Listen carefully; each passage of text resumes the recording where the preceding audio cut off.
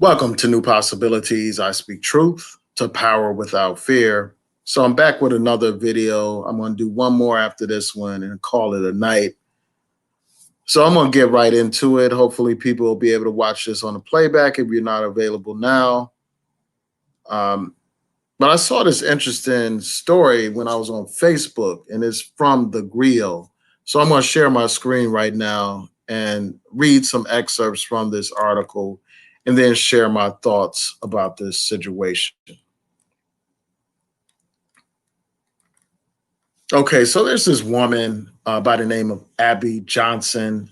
She actually spoke at the Republican National Convention tonight. She's one of these anti abortion, pro life activists. And apparently, this woman has a biracial son. And what I'm going to do is read some excerpts from a particular article and then get right into the commentary. So it says pro life advocate Abby Johnson. She's scheduled to speak. Well, she already spoke by now. And basically, she did a YouTube video where she was justifying future profiling, racial profiling of her biracial child. You know, this child is, I guess, half black and half white. I'm not sure the child is adopted. And it goes on to say that her comments on the legitimacy of racial profiling went viral after the video was published on Vice News. So the video was published on Vice News YouTube channel, and the video is actually embedded in this article. So if you watch, go to this article, and this article is in the description to this video. If you go to this article, you'll see this link here from Vice News. You click that link and you can watch the full video for yourself. And it's like a 15-minute long video. And this is what she said. She said, statistically, my brown son is more likely to commit a violent offense over my white sons. And she goes on to detail how she believes it's smart for an officer to be more alert when approaching black and brown suspects. She said, I recognize that I'm going to have a different conversation with Jude than I will with my brown-haired, little iris, very, very pale-skinned white sons as they grow up. You know, this 39-year-old woman proceeded to describe how her biracial son will probably grow up to be a large and intimidating looking brown man, while her biological children will grow up to be white and nerdy. This is what she's saying.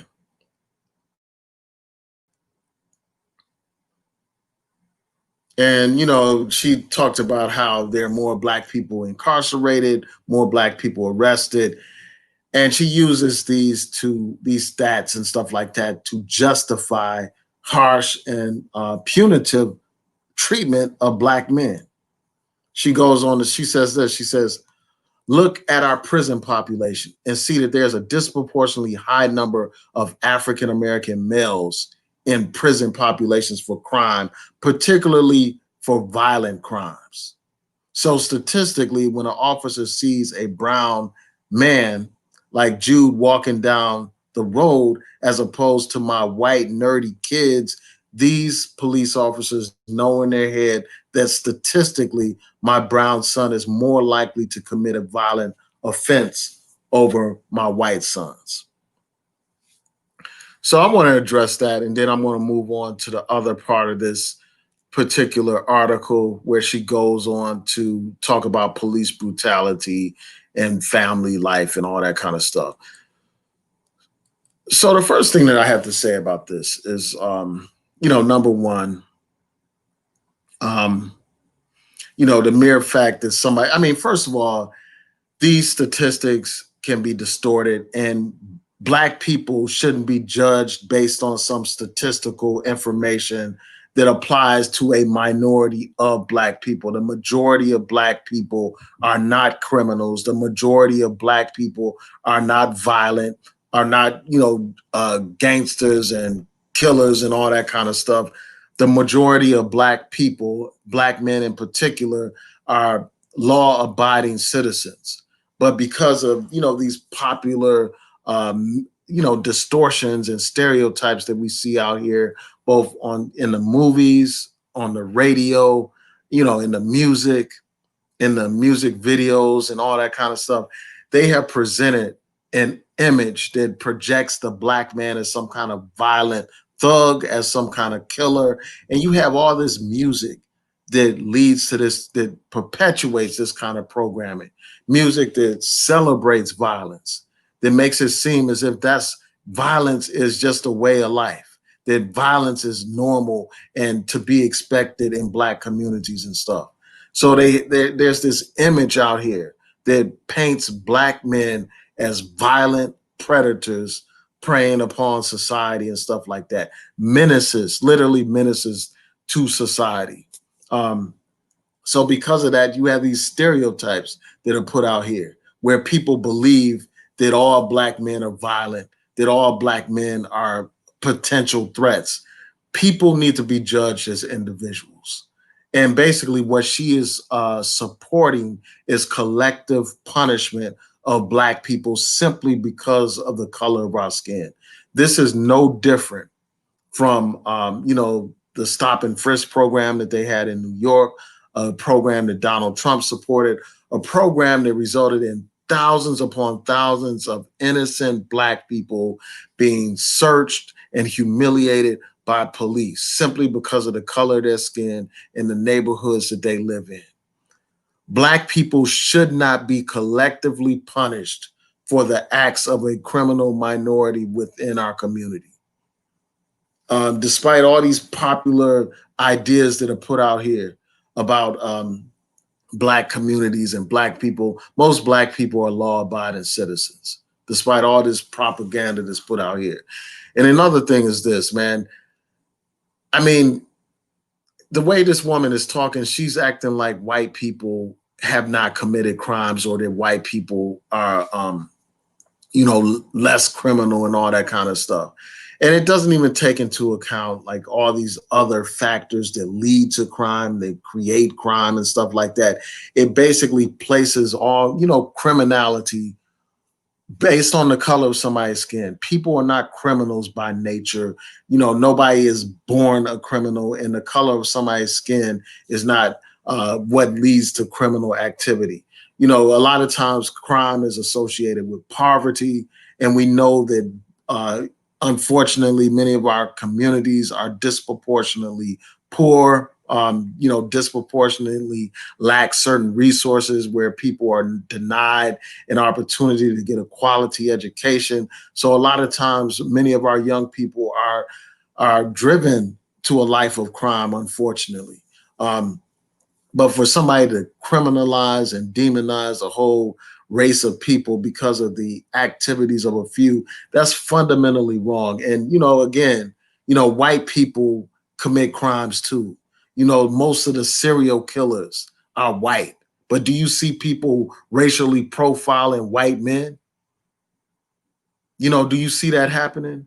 When most of these mass killings that we have seen in this country, where you had these mass shootings, most of those perpetrators are white men, but nobody's rounding up white men and, subjecting them to racial profiling and humiliation because of the activities of a few among them. It's just fundamentally wrong to judge people solely by the color of their skin. And that's what this woman is talking about doing. That's what this woman is trying to rationalize. And when you look at these crime stats, you also have to take into account not only the causes of crime, but you need to take into account, disparities in sentencing. A lot of times, you have Black communities that are more targeted for law enforcement activities, more targeted for arrests for things that white people do as well. I mean, for instance, when you look at, drugs, for instance, a lot of Black people are disproportionately arrested because they are disproportionately targeted by white cops and, the law enforcement. As spelled out in Michelle Alexander's book, The New Jim Crow, she points out how black people and white people use and sell drugs at similar rates. But we have a criminal justice system that primarily targets black people. So that's part of the reason why you have these disproportionate incarceration rates. These disproportionate incarceration rates are reflections of the inequality that exists in this society. So you have this woman trying to justify racial profiling, and she tried to separate racial profiling from police brutality to suggest that somehow, she would be against something unjust happening to her son, like police brutality. But the fact of the matter is, the stop of someone based on their race in and of itself is an example of injustice. Racial profiling is the precursor to police brutality.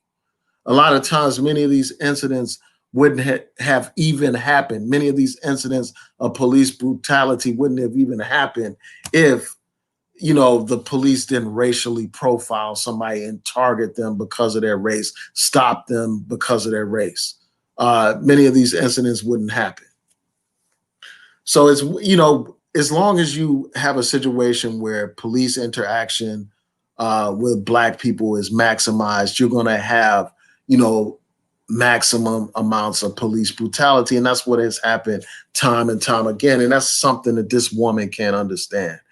And what's so sick about what this woman is saying is that she's justifying racial profiling of her own adopted son. And this is a textbook example of why it is not necessary. It's not a good idea for some out of touch white woman to be raising a black man. It makes no sense for somebody to like that to be raising a black man, somebody that defends racial profiling, somebody that justifies, racism. And that's all racial profiling is, racism. So you got this woman justifying racism against her own son and painting this picture of black men as, dangerous and threatening just by the way we look, by the color of our skin. She described him as growing up to be big and, basically threatening. This is her describing her own son. There's something wrong with that. And it's a damn shame that this biracial kid is going to be raised by such a woman, that he's going to be indoctrinated by such a woman. I'm sure that he's going to have self-hate issues. He's already dealing with the complexity of being raised as a biracial person in a white household. But then on top of that, you have a racist woman raising this guy. And I'm sure she's going to say, well, she's not racist, but this type of profound ignorance is a prime example of racism. Shout out to everyone in the chat. Hopefully I'll have time to get to your comments, but I appreciate you all tuning in. So before I close, I wanted to get to the second part of this article where she's talking about police brutality. So she goes on to reference, as this article says, recent civil rights protests against police brutality. And she says that the problem is not with law enforcement, but in the homes of black families.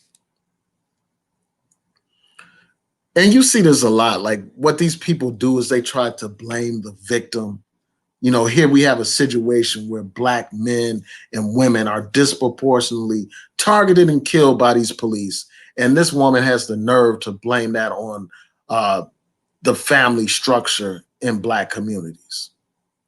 She said, we've got big issues right now in the black community, but the root of it, the root is not with bad cops. The root starts in the home. And then she goes on about like the single parent household situation in the black community, she cites these stats about, black communities being 70% single parent households and all that kind of stuff.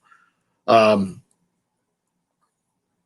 and this is the woman right here. That's her video. So if you click on this article, you'll be able to watch the video for yourselves. So the thing that I have to say about that is this, man. Here we have a situation where all these black people are being killed by the police. You have example after example. You had a brother, George Floyd, you know, um, where, the police had a knee on his brother's neck for over 8 minutes, almost 9 minutes long, while his brother is saying he can't breathe. He's saying, I can't breathe and stuff like that. And you have a crowd of people telling this police officer to get off of him because he can't breathe. And this brother ends up dead. When the medics and stuff get there, the brother is dead. He's non-responsive. But they want to blame this on family life. When those police stopped that brother, they didn't ask him if he was raised in a single parent household or not. They just stopped this brother and they arrested the brother and they proceeded to brutalize and kill this brother. Just like with this Wisconsin situation that I just did a video on, where you had the brother shot in the back 7 times in front of his children. And you trying to tell us that that's because of his family life, that those police singled him out because of his family life. Here's an unarmed brother who didn't pose any kind of threat at all to these punk ass police. And he ends up dead. And you want to blame that on family life? Again, this is just another classic example of blaming the victim. A single parent household has nothing to do with these punk police, pig bastards stopping and killing our people. You got the situation of, Breonna Taylor in her home, minding her own business. And these police proceed to execute a no-knock warrant. And that sister ends up dead. And you're going to try to say that that's because of some single parent household nonsense? Those police, when they busted in her house, they didn't care. They weren't concerned about if she grew up in a single parent household or not. How is her, family background? What the hell does that have to do with those punk police invading her home and killing her? What does it have to do with the brother, Botham Jean, in his house, minding his own business, just chilling, watching TV? And you have this cop going to his house, claiming that she thought she was in her house, and she's shooting and killing this brother because she thinks that he's invading her house when she's actually in his house. What the hell does single parent households have to do with that incident? Here you have a brother that's, educated, a professional, the family structure and all that stuff in place. These people are looking for any kind of scapegoat to blame problems on. This issue of police brutality is separate from the issue of family structure. This issue of police brutality is separate from the issue of crime in the Black community. It's a separate issue and it needs to be dealt with separately. And these people come up with all kinds of deflections and red herrings to change the subject. And that's what this woman did with this particular video. And it's just a shame that these are the people that the Republican Party views as important. These are the people that get to speak at the Republican National Convention. This tells you, as I keep saying over and over again, everything that you need to know about this Republican Party.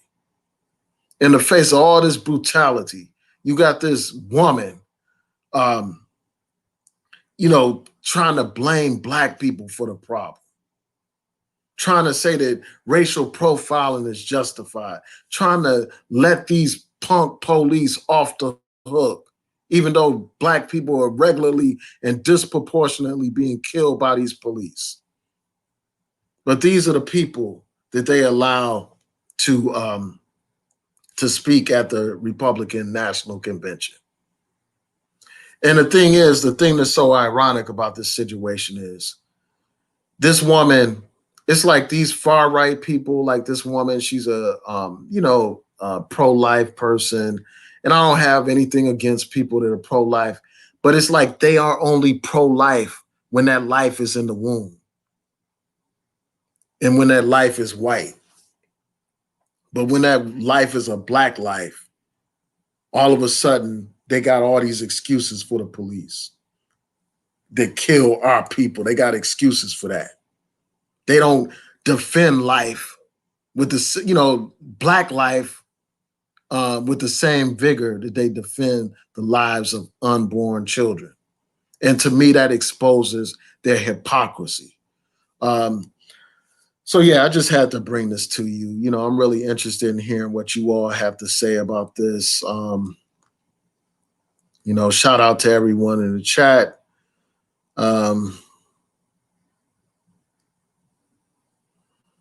Shout out to Covina, man. He said that she's empowered to state those views because racists like Herschel Walker pushes, anti-black racist views, racism views. Yeah, it's just unfortunate. Like, and then the other thing is this woman in her video, she was talking about Candace Owens. She mentioned there's some black people like Candace Owens. And, see, the thing is, like, these people love Candace Owens because she can say those types of things that this woman just said and not be accused of racism. She can be called all kinds of coons and all that kind of stuff. But when she's the face of their racist views, it's like she serves as a shield to protect them from charges of racism. So they love it when they have people like her come out and say these types, say things like this. And, this woman isn't under fire because, this is a white woman basically justifying discrimination against her own biracial son. Again, this raises the whole question, like, what the hell is somebody like this doing raising a black kid, raising a biracial kid?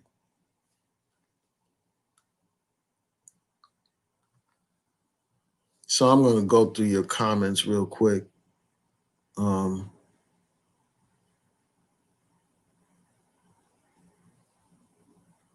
Shout out to Bonafide 1970.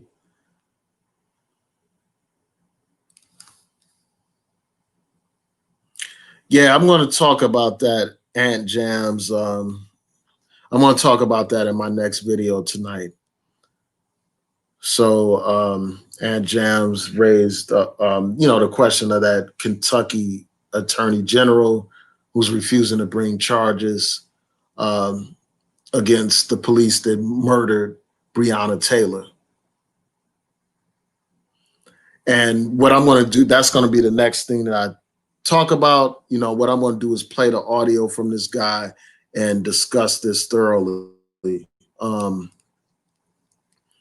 it's just interesting. Like, as the brother Ant Jams pointed out, like, I wonder if these other people are going to talk about this Republican convention. As I said before, they're going to, critique and, analyze and, dissect everything that's said during this Republican convention the same way that they did these Democrats and stuff. I doubt it. I really do. I doubt that they will.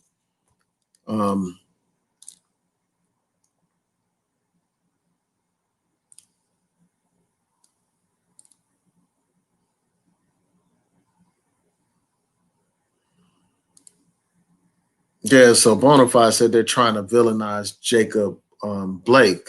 And I wonder, like, how they're going to try to do that. Like, that's part of the playbook. The first thing that they have to do is try to discredit the person.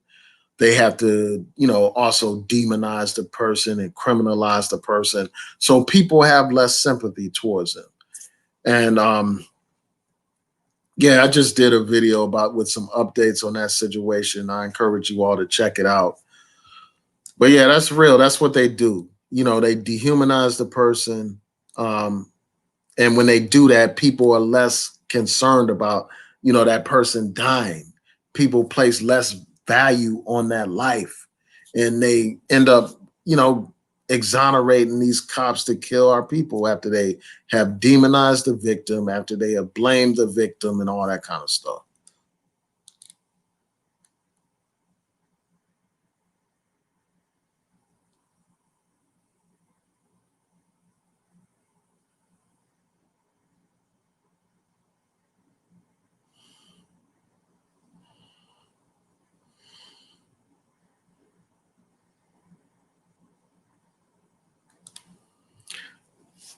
Yeah, I see you making points about these other YouTubers. I'm trying not to mention these people.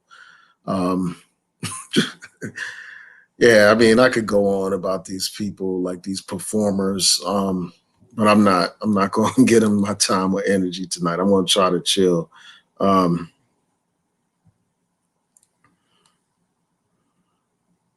Yeah, so I just wanted to thank y'all for tuning in. I'm going to be back up in a few minutes with this next video. And that video will be about the Kentucky Attorney General and his statements at the Republican National Convention. Also, I may mention some of these other people as well, these other buck dancing, biscuit eating, sellout handkerchief head Negroes. I'm gonna probably mention a few of them on that stream, so that should be up in a couple of minutes. Just bear with me. So I should be back soon tonight, my last live stream for tonight. So please rate, comment, subscribe, like the video, share the video, hit that notification bell so that you'll know when I post new content on here. Peace and blessings, everyone. Have a great evening.